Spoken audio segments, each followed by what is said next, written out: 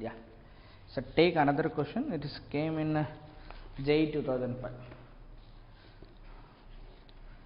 Came in JEE 2005.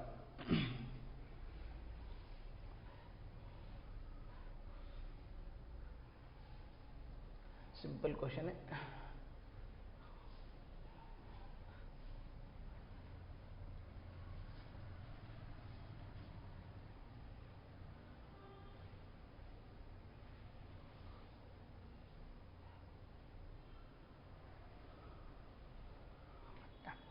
You take the question as follows. The temperature entropy diagram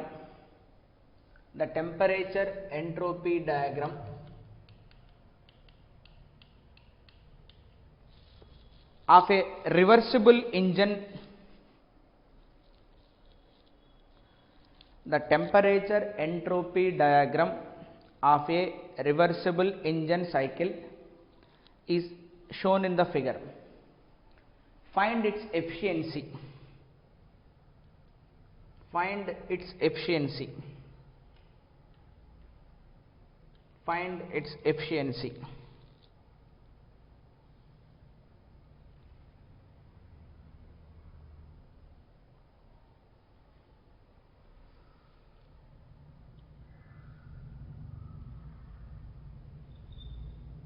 Find its efficiency.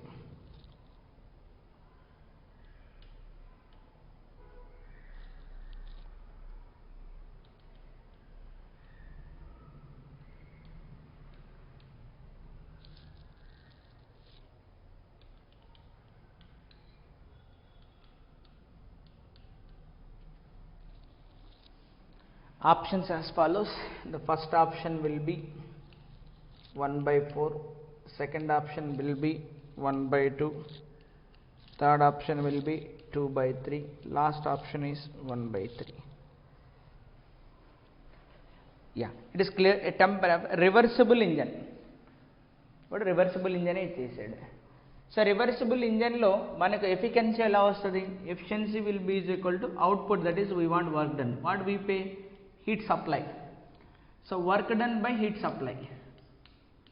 Work done by heat supply to the system. అంటే heat work done by the system and heat supply అంటే heat ఇచ్చి ఉండాలి మనం positive, అంతేనా? So ఇక్కడ చాలా simple. First ఇది work done work అయితే చాలా ఈజీగా వచ్చేస్తుంది. ఇలా ఏరియా అండర్ ద కర్వ్ ఏనా వర్క్ డన్ అంటే. So work done will be is equal to integration TdS, that is area under the curve. Area under curve. Area under the curve. Then this is the curve. Then area. What is that area value? Triangle.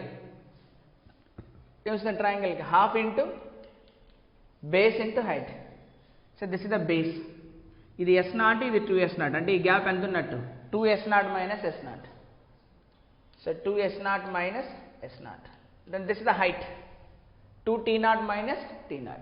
అంతేనా? So 2T0 minus T0. So W will be is equal to S0 T0 by 2. This is the now supply. Supply అనేది ఎక్కడ జరుగుతుంది అన్నది మనకు కావాలి. అంటే Q will be positive అయి ఉండాలి, అంతేనా? సో ఇప్పుడు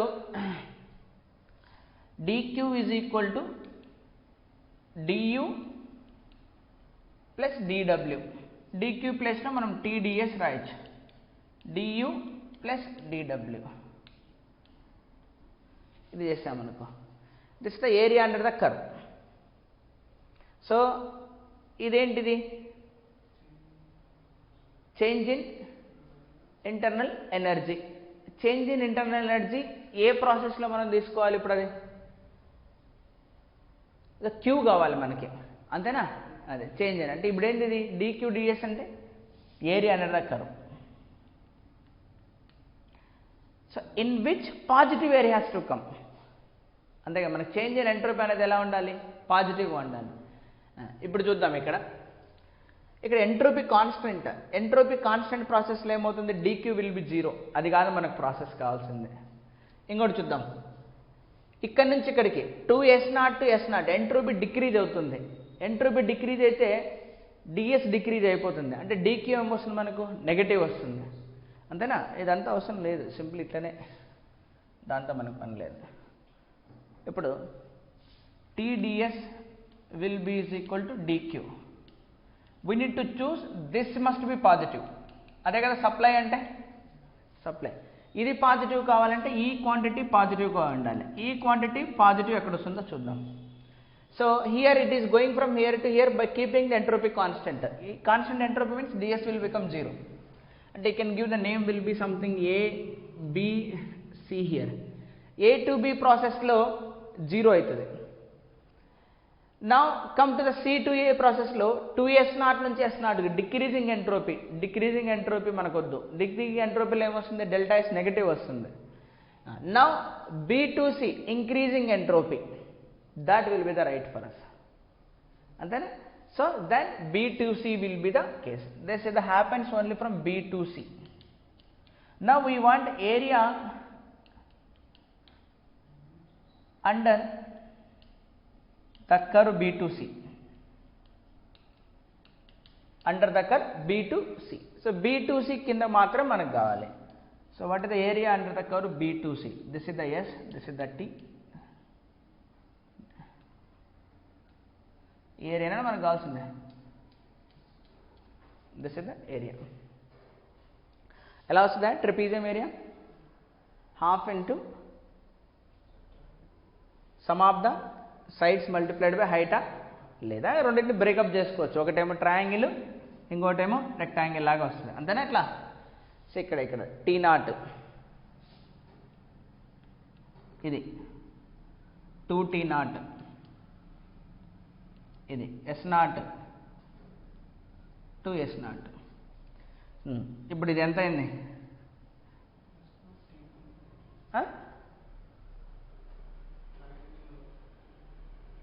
ట్రయాంగిల్ వరకే కదా ఇది T0. సో ట్రయాంగిల్ వరకు దీని ఏరియా ఏమవుతుంది? హాఫ్ ఇంటూ బేస్ ఏమో S0, హైట్ ఏమో T0. ఇదేమో rectangle, length into breadth S0 T0. So total area, so that is Q1 will be is equal to total area, that is half into S0 T0 plus S0 T0, 3/2 S0 T0. అంతే కదా మనకు వచ్చి రావాల్సింది. అట్లా analysis చేసుకోవాలి ఎక్కడ మనకు అనేది హీట్ సప్లై అనేది. ఇక్కడ ఏం జరుగుతుంది? హీట్ రిజెక్షన్ జరుగుతుంది, అంతేనా? హీట్ రిజెక్షన్ జరుగుతుంది. ఇక్కడ ఏమవుతుంది? Neither observe not rejected. దీని నుంచి నాకు therefore efficiency will become work done by Q1.